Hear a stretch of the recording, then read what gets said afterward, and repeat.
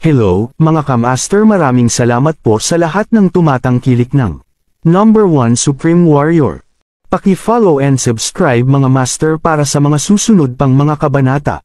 Number 1 Supreme Warrior. Kabanata 51. L. Nakakunot ang noo ni Selena habang paarap sa pagtatanong. Oo, major ba ito? Kaganapan, ama. Naghanda ka rin ng napakaraming champagne. Meron din si Andrew.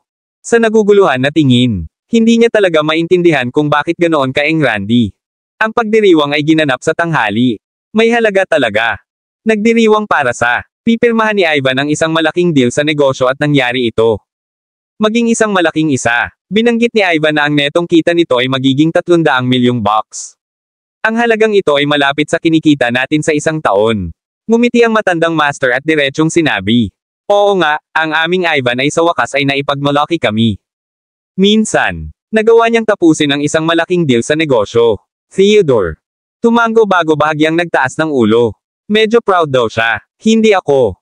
Sigurado kung saang pamilya siya nakipag-deal. Kumunat ang noo ni Selena at nakiramdam na ito ay medyo hindi inaasahan dahil ang hindi seryosong tao na ito ay kahit papaano ay magagawa. Gumawa ng isang bagay na nakakalito. Kasama ang Wilsons. Papunta na siya. Lagdaan ito. Nagkasundo na kami sa pamamagitan ng telepono kagabi. Kaya sa palagay ko ay dapat na siyang bumalik ngayon. Ang matandang master. Tumingin sa oras. Selena, ang totoo ay medyo kapansin-pansin ang pagbabalik mo.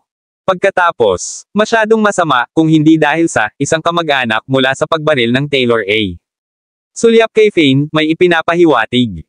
Tito, alam ko, pinili ko ang landas na ito at hinding-hindi magsisisi. Ngumiti si Selena na medyo malungkot. Ito ay. Sa sandaling ito ay bumukas muli ang pinto at pumasok si Ivan. Harap ng lahat. Bumalik si Ivan, nagpalakpakan ang lahat. Tuwang-tuwa si Theodore. Kaagad. Sa sandaling iyon, nagpalakpakan ang lahat at ang buong silid. Agad naging masigla. Ivan, dumating ka sa isang pagkakataon. Sandali, lahat ay nagtipon dito para lang sa iyo.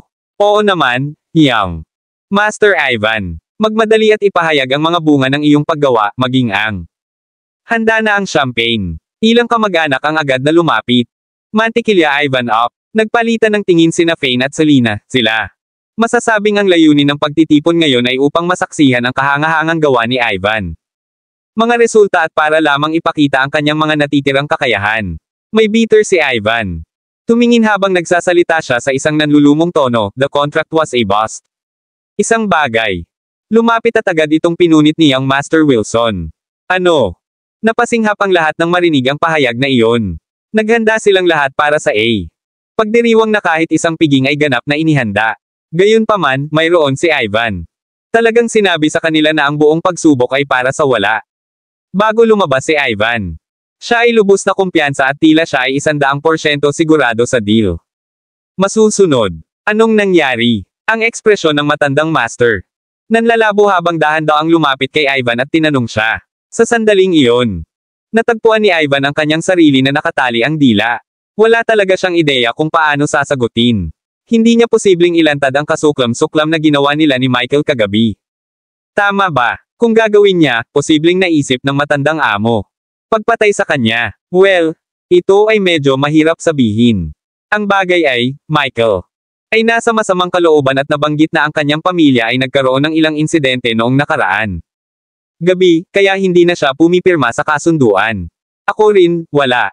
Pagpipilian. Pinalayas din ako doon. Nagpa siya si Ivan na pag-alitan siya. Ako. Hindi ko inaasahan na ganoon din kaiya si Michael. Paano siya magbabago? Ang kanyang isip kapag napagkasunduan na ito. Kabanata 52. Paano makakagawa ng ganyan si Michael? Kaya lang nagbago ang isip niya ngayong wala.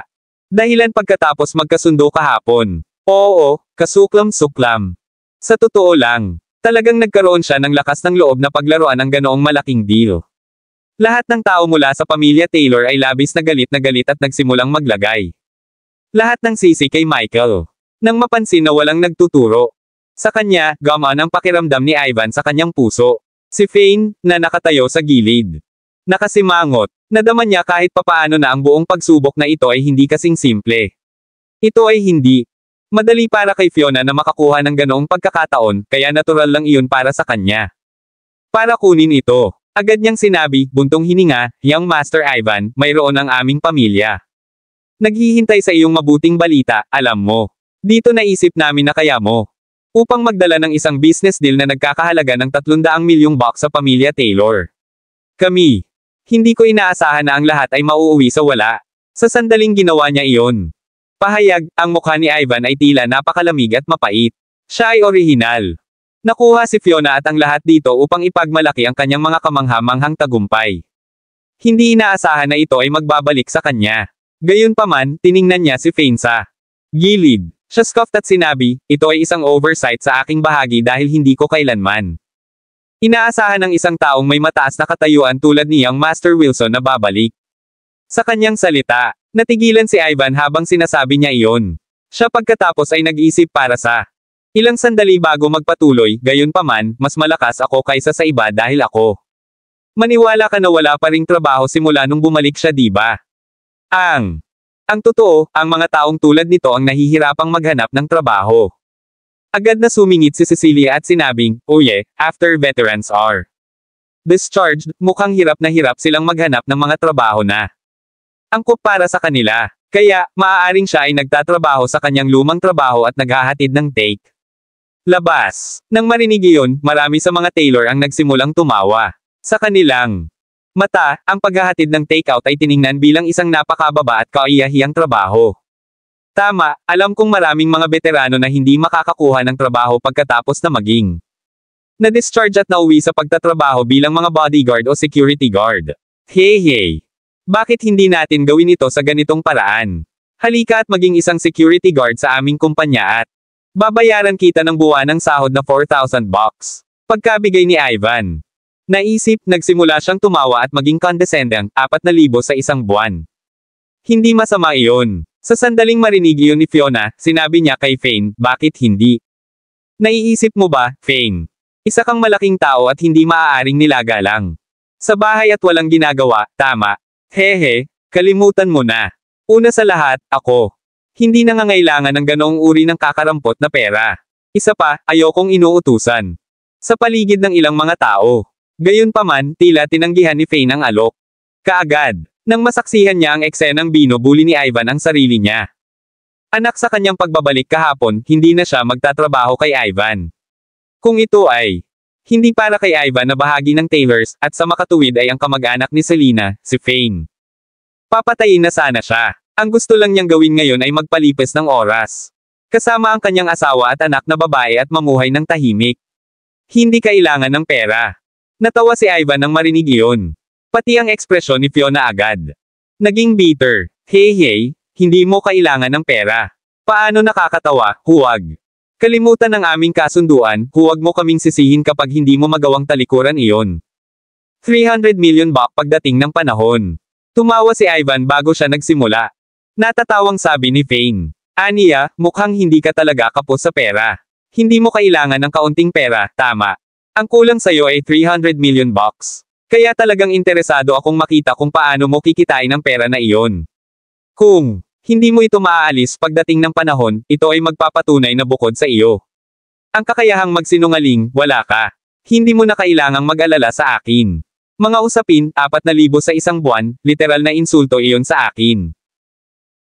Kabanata 53. Isang banayad ng ngiti ang pinakawalan ni Fane. Ang totoo ay noong malapit na siyang makuha. Na-discharge, hindi tiyak kung gaano karaming tao ang lihim na nakipag-ugnayan sa kanya at inalok siya ng astronomical na halaga ng pera. Gayunpaman, mayroon siyang tinalikuran silang lahat. Dahil dito, imposible ang alok ni Ivan na 4,000 bucks para gawin ang kanyang utos na magtrabaho dahil ang halaga ay isang insulto lamang. Sa kanya, oo. Ikaw ang boss, may naiambag kang malaking bagay. Para sa bansa kaya dapat nag-alok sila sa iyo ng malaking halaga, tama. Hey, sa hitsura ng mga bagay, bulag kaming mag-alala tungkol sa iyo. Ivan. Nagsalita sa masamang tono. Hindi siya pinansin ni Fane at sa halip, inilipat ang kanyang atensyon sa ang champagne sa mesa. Pagkatapos ay sinabi niya, Old Master Taylor, hindi ba? Nagdiriwang na. Kung hindi tayo kakain ngayon, lalamag ang pagkain. Ang sulok ng bibig ni Old Master Taylor ay kumikibot ng husto habang si Fane ay hindi pigilin ang anumang pagpipigil habang nagsasalita siya. May mga sinasabi siya na hindi niya dapat basta-basta. Nasadyang ipahiya sila kahit na ngayon ay binalak bilang A. Pagdiriwang. Sa tingin ko matagal ka nang hindi nakakita ng ganitong kasarap na pagkain. Panahon ngayon. Dapat naglalaway ka ngayon kahit tinitignan mo yan, di ba? Cecilie. Agad na inikot ang mga mata kay Fane bago malamig na sinabi ang pahayag na iyon. Kumain na tayo dahil nakahain na ang pagkain. Magpanggap lang na ito ay isang normal. Nagtitipon ngayon. Walang magawa si Old Master Taylor na ikinaway ang kanyang kamay. Tapos kinuha niya. Tumingin kay Ivan at sinabing, Ivan, tandaan mo yan sa susunod bago ang anuman. Ang mga kasunduan ay nilagdaan, huwag pansinin ang lahat ng paalitang kasunduan na ginawa, laging meron. Isang posibilidad na ang kabilang partido ay atres dito anumang oras, ikaw ba? Naiintindihan. Sa makatuwid, huwag magsalita ng may kumpiyansa sa susunod. Kay Ivan. Naging mapait ang ekspresyon, gayunpaman, sa mga suntok lang niya nagawang gamulong. At ngumiti ng alanganin. Sabi niya, naiintindihan ko po, Lolo. Please, samahan mo rin kami. Sa wakas, umupo na ang lahat at nagsimulang kumain. Parang kumakain si Zina. Maingat. Siya orihinal na naisip na dahil ang kanyang sariling hitsura ay hindi masama, maaaring mas masaya ang pamilya Taylor na nakatag siya. Siya ay hindi. Inaasahan na sa halip ay minamaliit siya at hindi kikilalanan. Young Master Ivan, ang lalaking Fane na iyon ay nagmamadaling kumilos kanina. Bakit? Wala ba tayong naiisip na paraan para mapahiya siya? Habang kumakain sila, isang middle-aged lalaking mula sa pamilya Taylor ay umupo sa tabi ni Ivan at nagsalita. Ngayon na talaga, gawin. May plano ka. Nang marinig ito ni Ivan ay agad siyang nainteresan. Hey. Young Master Ivan, wala ba tayong masyadong mga alcoholic dito? Bakit hindi? Lalasingan natin siya tapos ipapahiya niya ang sarili niya, di ba? Ito ay magkano? Mas mabuti kung nakikipag-away siya nang hindi makatwiran habang lasing. Humalaklak ang lalaki bilang. Sinabi niya yon. Sige. Agad namang natuwa si Ivan. Palagi siyang wala. Out para sa inumin at ang kanyang alcohol tolerance ay medyo maganda. Bukod dito, kung ilan. Ang mga miyembro ng pamilya Taylor ay maaaring makinig sa kanya at uminom kasama si Fane, ito. Isang himala para sa kanya na hindi maging lasing sa ilalim ng kanyang utos. Pagkatapos. Isang maikling sandali, ang nasa katanghaliang gulang na lalaki ay lumapit kay Fane at sinabing may A. Ngumiti, ikaw si Fane? Tama ba? Sa totoo lang, noong pinakasalan mo si Selena noon. Hindi ako nagkaroon ng pagkakataon na uminom kasama ka bilang iyong nakatatanda. Kaya, itaas natin ang isang toast.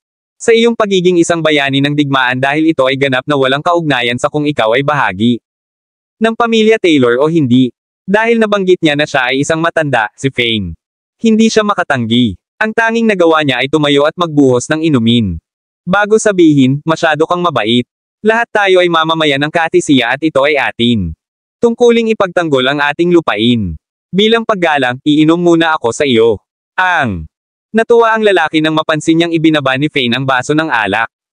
Casual. After that, he finished his drink then said, Oh, how I can't see the.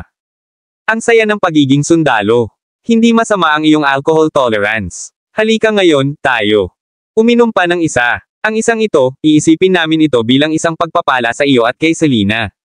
Naturally, umaasa ako na maaari kang mag-fork out ng $300,000 sa Old Master. Ikapitong kaarawan ni Taylor para patunayan na karapat-dapat ka sa amin. Selena. Kabanata 54. Ang unang toast ay upang igalang ang kontribusyon ni Fane sa pagtatanggol sa bansa. Ang pangalawa ay isang pagpapala kina Fane at Selena. Ang mga dahilan na ito ay ginawa ni Fane. Hindi makatanggi sa mga inumin. Not to mention, matanda na ang tao. Kung tumanggi si Fane sa kanyang alok, halatang hindi siya makatwiran. Sa makatuwid, lahat. Ang magagawa ni Fane ay ngumiti at tanggapin ang bawat toast na ibibigay sa kanya habang umiinom sila.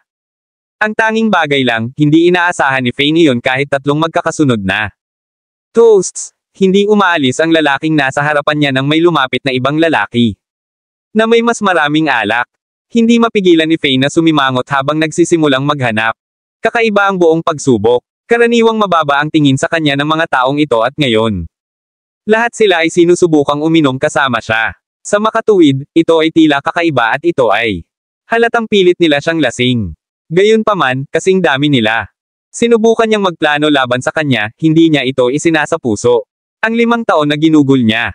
Sa napakasakit na pinsala ng digmaan ng mga kondisyon ang kanyang katawan ay lubos na nagkakasya. Pagdaragdag sa katotohanang mayroon siyang kakaibang nakakaharap, imposible. Para talagang malasing siya ng mga taong ito. Pagkatapos nito, mas maraming tao. Patuloy na dumarating. Magalang nang umiti si Fane sa kanila, saka nag-small talk.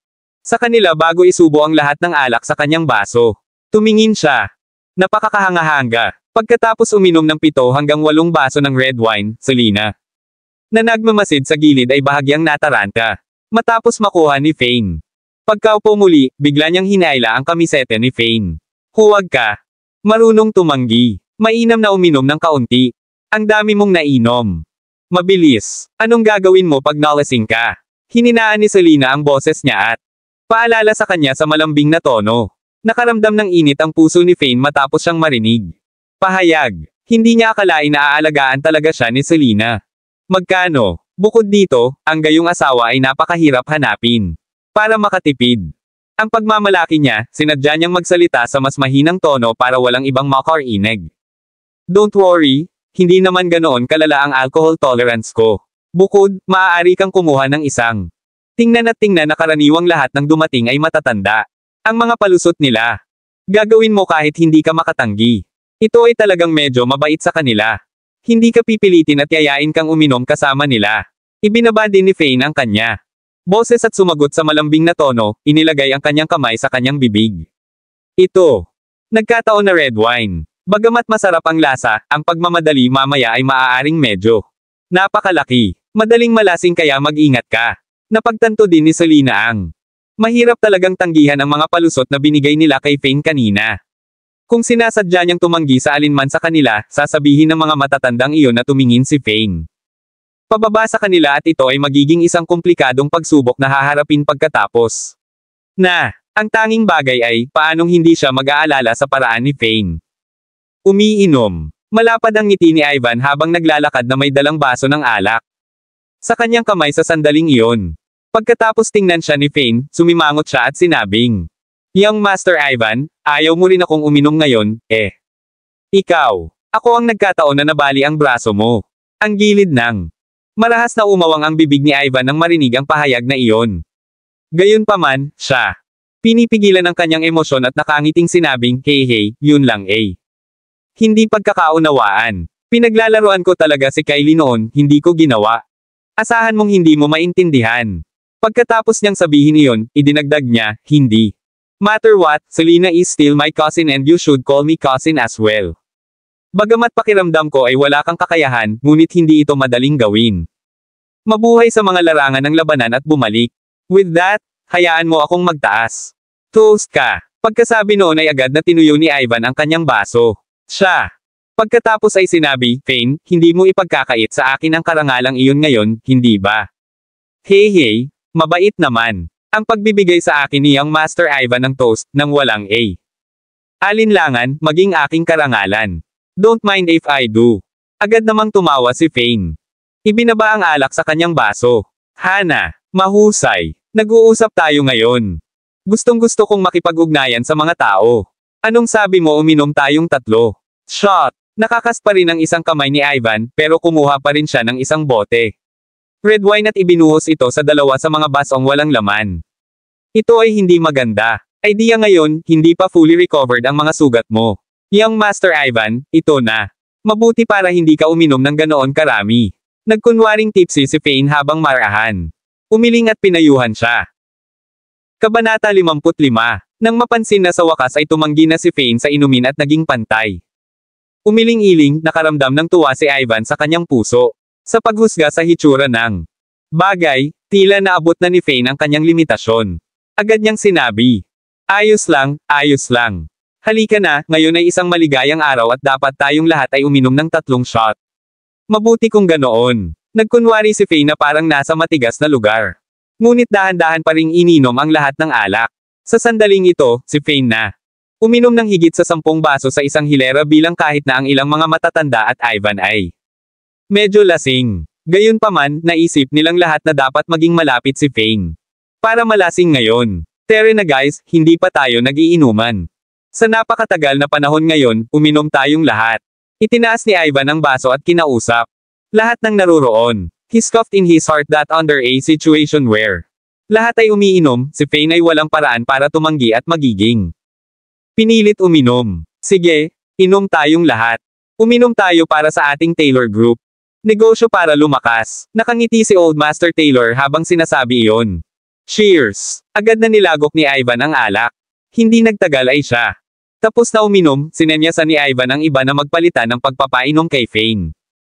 Interesado siyang makita kung gaano katagal makakasabay si Fane. Sa kasamaang palad para sa kanya, bagamat hindi matapang na tumanggi si Fane at tila napakalapit sa kanya. Nalasing, umiinom pa siya ng baso. Sa kabilang banda, ito ay ang ilang mga matatanda na ganap na nalilito sa pag-inom. Kahit ang kanilang parang nagmura ang pananalita. Dalawa sa kanila ang sumugod sa banyo para sa muka. Hindi nagtagal. Galit na galit si Ivan habang umiinom ng kaunti. Pangbaso kasama si Fane. Gayunpaman, nauwi siya sa ganap na lasing habang buti pa si Fane. Goddammit, anong klaseng halimaw meron itong brat na ito? Ganyan kataas na alcohol tolerance. Lumapit kay Ivan ang isang ganap na nasasayang na lalaki. At komantong nakakunot ang noo. Sinabi ko sa iyo na ang isang veterano ay pagpaparaya sa alkohol. Magiging kahanga-hanga ngunit ito, hindi ba ito masyadong nakakabaliw?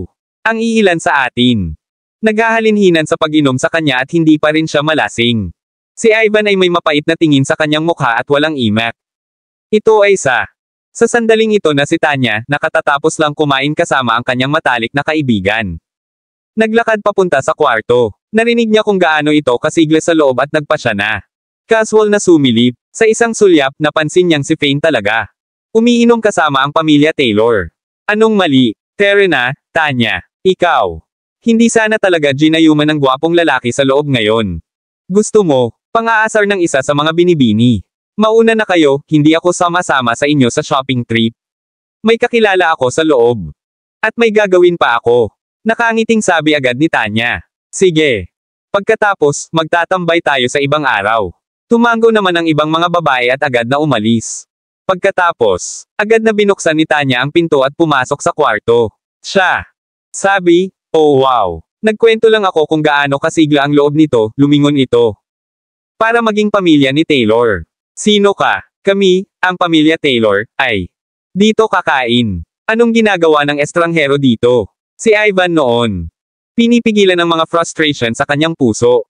Sa kanyang kalasinggan, sumigaw siya. Kaagad nang hindi man lang tinitingnang mabuti.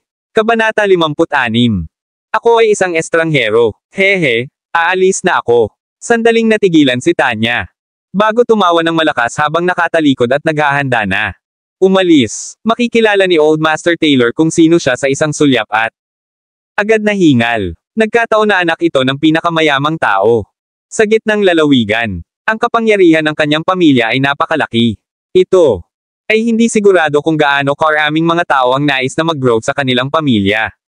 Gayunpaman, tila ang gayong pagkakataon ay hindi kapani-paniwalang bihira. Sila, bilang pangatlo, class aristokratikong pamilya, ay mas desperado sa butter-up sa kanila. Ang tanging bagay ay walang ganoong pagkakataon na gawin ito. Hindi nila ginawa. Asahan mong susulpot talaga sa harap nila si Tanya. Ang tanging bagay ay iyon. Ang kanyang sariling apo ay mukhang gulo na talagang may sinabi. Na hindi natatakot na masaktan ang taong iyon. Drake Miss Tanya. Medyo kinakabahan si Old Master Taylor habang nauutil. Ivan, ano ba yan? Sumisigaw ka ba? Yun pala si Miss Tanya. Hindi ka ba pupunta? Bilasan mo at humingi ng tawad. Maging si Theodore ay nagulat din kaagad. Pagkastigo ni Ivan. Orihinal na sa isang lasing na stupor, si Ivan ay lubos na natakot. Nang marinig niya ang pahayag na iyon, agad siyang tumayo, nagmadali sa ibabaw, at iniabot ang kanyang braso. Sabi niya, I'm sorry. Say, hindi ko inaasahan. Ikaw ay maging Miss Tanya. Ito ay tunay na isang sorpresa. Ang ibig kong sabihin ay, hindi ko ginawa. Asahan mo ang isang babaeng may ganoong kataas na katayuan tulad ni Miss Tanya na magpapakita sa isang lugar na tulad nito. Walang ideya si Ivan kung paano humingi ng tawad habang iniunat niya ang kanyang braso. Nagbabalak makipagkamay sa kausap. Gayunpaman, pareho si Miss Tanya. Hands behind her back at tuluyang hindi pinansin si Ivan. Sinaman niya ng tingin. Old Master Taylor at sinabing, Old Master Taylor, welcome ba ako dito? Maligayang pagdating. Siyempre welcome ka. Old Master Taylor. Galit na sinabi, waiter, magdagdag ng isa pang set ng kubyertos. Umupo ka dito, Miss Tanya. Nakangiting sinabi ni Miss Tanya, no need for the trouble. Bigas lang. Ayos lang dahil katatapos ko lang kumain sa tabi ng bahay kanina kasama ang mga matalik kong kaibigan. Habang dumadaan, may napansin akong pamilyar na mukha dito at dumaan para magkaroon ng. Tingnan mo, Miss Tanya, sa hindi inaasahang pagkakataon, nagkita tayong muli. Nag-asal si Fiona. Sobrang padalos-dalos habang galit na galit siyang lumapit habang tumatawa ng malakas. Tila nag-building up ito sa kanya. Ang katayuan ni Miss Tanya ay hindi akalain na mataas at may inabot pa siyang name card kagabi. Kung nakapagsalita pa siya ng kaunti kay Tanya, gagawin ng pamilya Taylor. Dapat mas igalang siya. Gayunpaman, bahagyang nakaramdam siya ng pagkabalisa. Siya ay natatakot na baka hindi siya pansinin ni Miss Taylor at kung nangyari iyon, gagawin niya. Mapahiya lang sarili niya. Talaga po tita, napansin ko kayong nandito kaya ako. Nagpa siya na pumasok at tingnan. Kalmado namang ngumiti si Miss Tanya. Nag-iisang pahayag ang nagpanganga sa lahat. So, ang pamilyar na mukha ni Miss Tanya. Si Fiona at ang iba pa ang pinag-uusapan. Kailan sila ni Fiona? Family even become the familiar faces na binanggit ni Miss Tanya. Bagaman alam din ni Miss Tanya ang tungkol kay Old Master Taylor, hindi niya kailanman sasabihin. Siya bilang isang pamilyar na mukha. Young Master Ivan, parang ang paghingi mo ng tawad. Medyo hindi sincero. Sa palagay ko dapat kang uminom ng isang buong bote ng pula. Alak. At saka, ang tandang na ginawa mo kanina ay mas malakas kaysa karaniwan. Sa sandaling ito, hindi inaasahang tumawa si Fane bago tamad. Pagkomento sa kanyang naunang pahayag. Ang sulok ng bibig ni Ivan. Pumikit ng marahas. Nahihilo na siya sa pag-inom kaya paano pa siya. Posibleng uminom ng isang buong bote ng red wine mag-isa. Ang brat na ito noon. Sadyang sinusubukang pukawin ang gulo. Uye, boses mo talaga. Ang ingay talaga kanina na kahit ako nagulat. Kabanata 57. Ang mas hindi ka panipaniwala ay si Miss Tanya talaga. Tinakpan ang maliit niyang bibig sa gulat. Pagkatapos ay sinabi niya, kung magagawa mong tapusin itong buong bote ng red wine na magpapatunay ng katapatan ng iyong paghingi ng tawad. Saglit ding natahimik si Old Master Taylor, gayunpaman. Dahil nagsalita na si Miss Tanya, kung hindi nila ginawa ang hinihiling niya, ito ay gagawin. Napakawalang galang sa kanya. Kung nagtatanim siya ng sama ng loob sa kanyang puso dahil dito, ito. Parang hindi man lang mapanaginipan ng kanilang pamilya Taylor. Lumalawak na naman sa Middle Province. Ano ba nagdadrama ka pa? Para doon, Ivan. Ipakita ang iyong sinseridad. Nang mapansin ang mapait na tingin. Sa mukha ni Ivan, si Old Master Taylor ay inilagay sa isang mahirap na lugar at kaagad. Paalala sa kanya, sige, hindi ko intensyon na masaktan ka kanina, gagawin ko. Tuyuan ang bote na ito bilang paghingi ng tawad. Kumuha si Ivan ng isang bote ng red wine at agad itong ibinuho sa kanyang lalamunan. Nang nasa kalagitnaan na siya. Sa pag-inom nito, medyo hindi siya komportable. Gayunpaman, wala siyang pagpipilian kundi upang igiit ang kanyang mga ngipin at pilit na tinapos ang buong bote. Namumuo ang galit sa kanya. Puso. Sinumpa niyan si Fane, bakit kailangan niyang random na maghanap ng gulo. Ang pangunahing punto ay talagang pinakinggan siya ni Miss Tanya. Bukod dito, ang mas lalong natulala sa kanya ay si Miss Tanya na sinira ang kanyang mga pukana kagabi. Kung hindi dahil sa kanya, gagawin niya. Matagumpay na nilagdaan ang kasunduan at bumalik na may pagmamalaki upang ipakita kung paano. Kaya niya, sa kasamaang palad, pagkatapos niyang uminom, kaya ni Ivan. Hindi na ito pinagsama-sama dahil agad siyang nakaramdam ng pagkahilo. Umindayog siya mula sa kaliwa. Pakanan habang umuusad siya ng ilang hakbang bago bumagsak sa lupa. At sumusuka, si Old Master Taylor ay may labis na mapait na tingin sa pagpapatotoo. Ang eksenang ito. Palihim niyang pinagalitan si Ivan dahil sa pagiging mahina. Kung kailangan niyang samo ka, kaya niyang maghintay hanggang sa makaalis si Miss Tanya. Paano nakakahiya? Ito upang kumilo sa ganoong paraan sa harap ng iba. Magkakaroon pa ba ng pagkakataon para sa parehong pamilya upang magtulungan sa hinaharap? Sa hinaharap, si Ivan ang magiging Panginoon ng sambahayan. Ang pagpapanatili ng kanyang imahe ay mahalaga. Tama, ano ang ipinagdiriwang ninyo? Napansin kong umiinom ng champagne ang mga tao. Doon, sinulyapan lang ni Miss Tanya si Ivan sa lupa bago nagtanong. Old Master Taylor. Well, ang totoo ay wala itong major. Kami, were Kumunot ang noo ni Old Master Taylor at hindi sigurado kung ano ang sasabihin, biglang. Napansin niya si Fane at nagpas siyang magnganga bago sinabing, "We are here ta.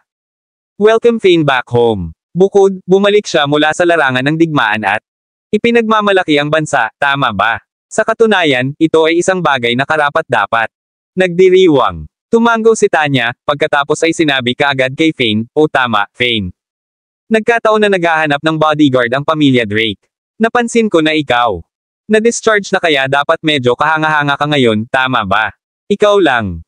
Bumalik at wala kang trabaho ngayon, tama ba? Hindi ako sigurado pero magiging ikaw ba? Interesadong magtrabaho bilang bodyguard para sa pamilya Drake." Ang instant. Narinig ni Fiona ang sinabi niya, tuwang-tuwa siya at galit na sinabi, "Syempre. Syempre interesado siya. Narinig ko ang pinakamababang sahod para sa pamilya Drake. Ang mga bodyguard ay nasa 20 hanggang 30,000 dolyar at para sa mga itinuturing na sanay, ang kanilang sahod ay aabot sa higit sa 100,000. Tama. Huwag kang mag-alala, tita. Kung darating si Fane, tataas ang kanyang sahod. Siya na magdesisyon. Natatakot lang kami na hindi siya pumayag na lumapit." Alam ni Tanya na si Fane ay isang kahanga-hangang tao dahil ang kanyang sariling ama. Paulit-ulit na sinabi sa kanya na lumapit at tulungan siya kahit anong mangyari. Ito ay tila ito. Ang relasyon ng tao sa Diyos ng digmaan ay hindi pangkaraniwan. Darating. Darating. Of course, he'd be willing to come? What is there to be? Ayaw nang. Hindi tiyak kung gaano karaming tao ang gustong maging bodyguard para sa pamilya mo. Nakangiti si Fiona. Ito ay dahil kung si Fane ay hindi isang idiot, tiyak na hindi niya bibitawan ang ganoong pagkakataon. Pagkatapos, tapos na siyang magsalita, hinailan niya si Fane sa isang tabi at bumulong, she said, Ikaw ang magdedesisyon sa sahod. Huwag kang manggahas humingi ng maliit na halaga. Kung nahihiya kang humingi ng $100,000, at least, humingi 50 hanggang 80,000. Malamig na pawis si Fane mula pa noong kanyang biyenan. Ay energetic sa manipis na pagbanggit ng pera. Lumingon si Fane at ngumisi kay Tanya bago sinabing, I'm completely uninterested in become a bodyguard for your family. Gayunpaman, ang aking asawa ay talagang gusto ng isang trabaho. Maliban na lang kung maaari mo siyang italaga na magtrabaho sa ilalim ng pamilya Drake. Pagkatapos ay magdadalawang isip kung sasabihin ang aking presyo. Kabanata 58. No way, galit ba siya? Hindi ba siya nananakot kay Miss Tanya ngayon? Oo, kung hindi bantayan tapos ano? Kung ang kanyang asawa ay hindi naatasan ng trabaho, hindi siya gagawa. Nagtatrabaho bilang bodyguard nila. What a joke! It was as if she's begging him to be bodyguard nila. Oh my God, ito ay masyadong hanggal. Kinuha ni Miss Tanya. Ang katotohanan siya ay nag-ambag sa bansa sa account at naghahanap out para sa kanya. Dahil dito, gusto niyang magtrabaho siya bilang pamilya ng Drake. Bodyguard. Hindi alam kung gaano karaming mga tao ang desperadong gustong magtrabaho sa ilalim ng posisyong iyon at gayon paman, mayroon siyang lakas ng loob na maglabas ng gayong kalokohan. Hey, the main point is nag-offer pa si Miss Tanya na pangalanan niya. Sariling presyo. Ito lamang ang nagpapakita kung gaano kalaki ang paggalang na ibinibigay sa kanya. Lahat. Hinihingal ang mga kamag-anak ng pamilya Taylor matapos marinig ang sinabi ni Fane at tahimik. Nagsimulang mag-usap sa kanilang mga sarili. Good Lord, paano kung na-offend ang brat na iyon? Miss Tanya at ang pamilya Drake. Kung nangyari iyon, sisisihin ba nila? Sa aming pamilya Taylor pati na rin dahil ang brat na iyon ay ang anak na lalaki ng pamilya Taylor. Batas. Walang nakakaalam kung sino ang nagsabi niyan. Nagulat din si Old Master Taylor pagkatapos marinig ang pahayag na iyon. Ito ay isang makatarungang punto bagaman. Kung sinaktan ni Fane si Drake, pamilya, ang kanyang kamatayan ay magkakaroon ng napakaliit na epekto sa kanila bilang pamilya Taylor. Ay hindi kailanman nagseryoso sa kanya. Gayunpaman, ang brat na ito ay nagkataong kay Selena. Lalaki. Sa pananaw ng iba, siya pala ang kanilang manugang. Kung si Miss Tanya ang dapat sisihin sa pamilya Taylor dahil sa mga problema ng brat na ito, ay sanhi, iyon ay magiging mapaminsala.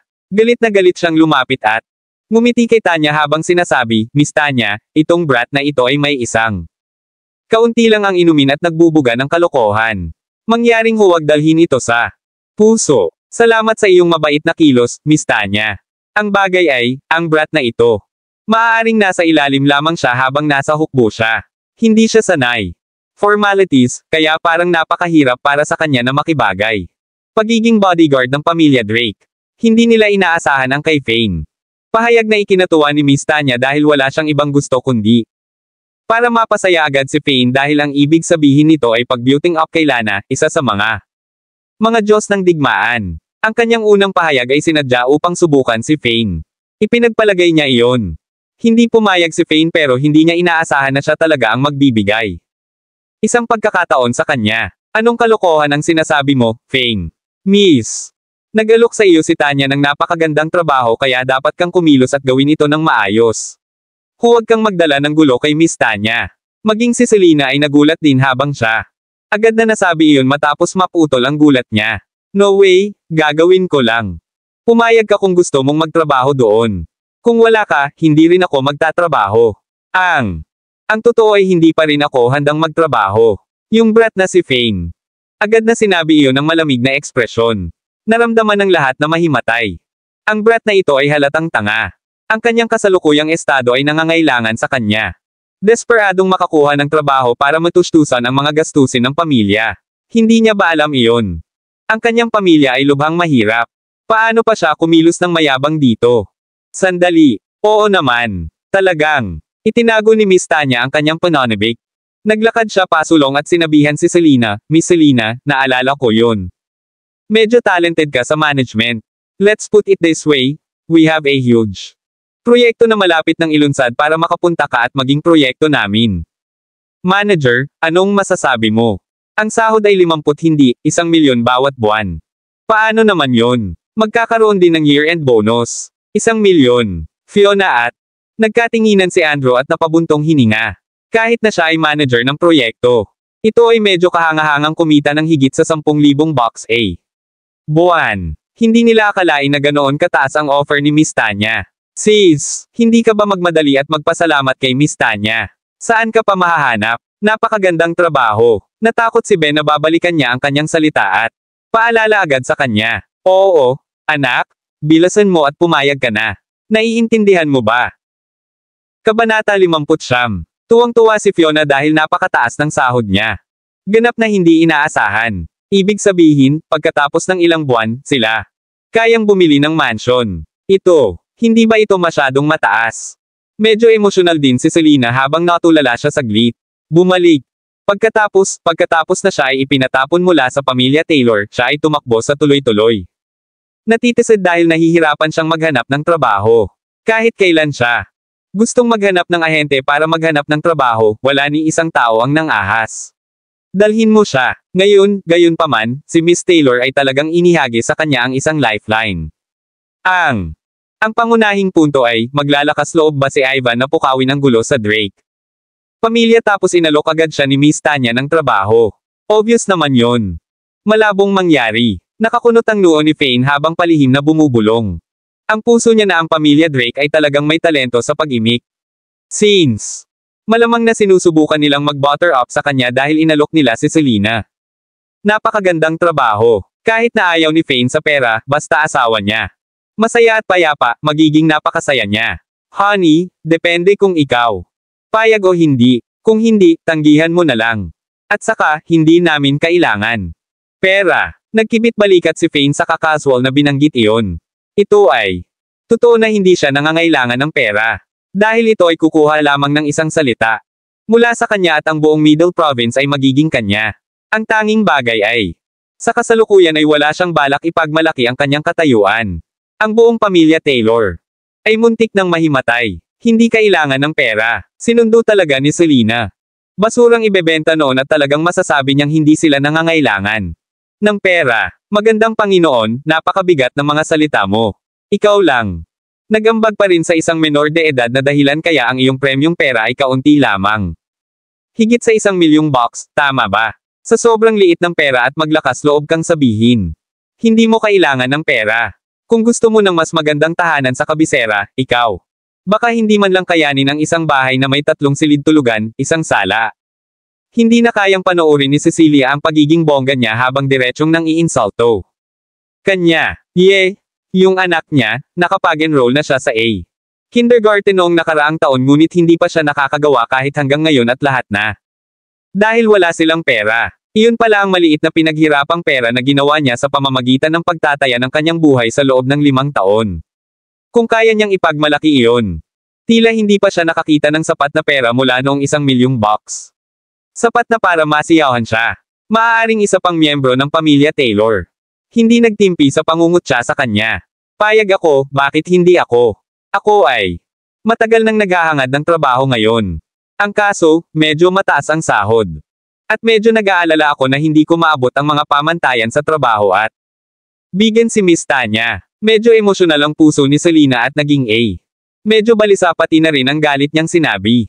Miss Selena, hindi ba? Mag-alala, may tiwala ako sa kakayahan mo. Nagawa na namin ang aming pananaliksik tungkol sa iyo, ang 2 taon ka sa pamilya Taylor at noong general ka. Manager, ang mga resulta ng kumpanya ay kahanga-hanga. Gayunpaman, pagkatapos ng ibang tao ay hinirang sa 5 taon na ito ay tila pupunta pababa ng kaunti. Ngumiti si Tanya at diretsong sinabi, or else, I wouldn't have. So casually offer my price, right? Parang naghinala si Fane. Bagay na sinadyang ipaliwanag ni Tanya. Matapos marinig ang pahayag na iyon. Si Andrew na nakatayo sa gilid ay may mapait na ekspresyon. Hindi ba ito? Blatantly telling him that his son was not as capable as Selena. Parang ganito. Isang malakas na sampal sa mukha niya. Kabanata 6 na po. Salamat Miss Taylor sa iyong mga papuri. Ang toast na ito ay ang paggalang ko sa iyo. Bahagyang nababalisa si Selena sa kanyang puso. Isang buwanang sahod na $1,000,000. Ang ganitong trabaho ay magiging lubhang mahirap hanapin. Parang hindi man lang monthly. Ang sahod ng isang pangkalahatang tagapamahala ay malapit na dyan. Hehe, ikaw din. Mabait, sa isang masayang pagtutulungan kung gayon. Hindi nagmamalaki si Tanya bilang siya. Lumakad at nagsali ng red wine sa kamarahang binangga ang kanyang alak. Basong may Selena bago uminom. Fane, ngayong pumayag na ang asawa mo. Na sumama sa amin, hindi ka na makakabalik sa iyong mga salita ngayon, pangalanan mo. Presyo. Si Tanya ay nagdadasal habang nagdadasal sa kanyang puso kung alam ng kanyang ama na kinuha niya si Fane bilang kanilang bodyguard, hindi sigurado kung paano. Masaya sana siya. Pinagpapawisan ang mukha ng lahat. Since hindi lang noon. Hindi nagalit si Miss Tanya matapos marinig ang mapangahas na pahayag ni Fane, siya. Mukhang masigasig na maging bahagi si Fane ng kanilang pamilya Drake at maging bodyguard niya. Isang mapait na tawa ang pinakawalan ni Fane at sinabing, well, I have no pagpipilian ngayon at tila, kailangan kong sumang-ayon dito. Habang sinasabi niya iyon. Napahinto si Fane sa kasinabing, pero, may kondisyon ako. Tungkol sa sahod, kaya ko be paid a little less, tsaka hindi naman ako nagkukulang ng pera. Gayunpaman, para sa mga oras. Hinihiling ko ang aking kalayaan. Ibig sabihin, papasok lang ako sa trabaho kapag mayroon na ako. Oras na at kung may nangyari, kailangan kong lumabas at asikasuhin ito, tama. Parang kakaiba ang ekspresyon ni Tanya. Paano ito gumagana, hindi ba? Tinatawag na pamumuhay tulad ng isang master. Ano bang iniisip mo, Fane? Ikaw ay there to be a bodyguard, you're working for people kaya dapat sumunod ka. Kanilang mga tuntunin. Paano ka makakaalis kung gusto mo? Si Fiona noon. Sobrang galit na galit. Ang *T na ito ay sa wakas ay nakahanap ng isang mahusay na trabaho at siya ay pagiging napaka-unreasonable ngayon. Bukod dito, binanggit pa niya na kaya niya mababayaran ng kaunti. Siya ay ganap na walang integridad ngayon, gayunpaman. Dahil ang basurang ito ay hindi karapat-dapat na maging kanyang manugang at dahil kaya niya. Upang ipatapon siya mula sa pamilya Taylor sa ika-7 kaarawan ng matandang master. Kaya, ano ang dapat ipag-alala pa rin? Anak, ang sarap dito. Pagkakataon kaya dapat magtrabaho ka ng maayos ngayon. Naiintindihan mo ba? Pati si Joanne. Lumapit para payuhan siya. Oo naman. Gayunpaman, kung kinakailangan ng anumang malalaking insidente. Ang iyong tulong, kailangan mong dumating kaagad sa tuwing tatawagan ka. Pwede. Ginagawa mo yon. Hindi nila inaasahan na talagang pumayag si Miss Tanya sa kanya. Minsan pa, si Theodore at ang iba ay lubos na nataranta. May nagalit si Miss Tanya. Paano nga ba siya makakasang-ayon sa mga ganoong termino? Ay, ang pamilya nila Drake sa sobrang pangangailangan ng mga bodyguard. Ngayon, kaya mo na. Pag-usapan ng halaga na gusto mo para sa iyong sahod, tama. Nabanggit mo. Mas maaga, gusto mong mabayaran ng kaunti, kaya huwag nang humingi ng sobra. Ngayon na, tumawa si Miss Tanya. Siya ay tumingin lubhang kaibig-ibig. Oo. Sige, 20 milyong box lang. 20 milyong box bawat buwan. Ano mang halaga na mas mababa pa riyan, makakalimutan mo iyon. Natahimik si Fane para Sandali saka itinaas ang dalawang daliri. Nababaliw ka na ba, Fane? Si Miss Tanya.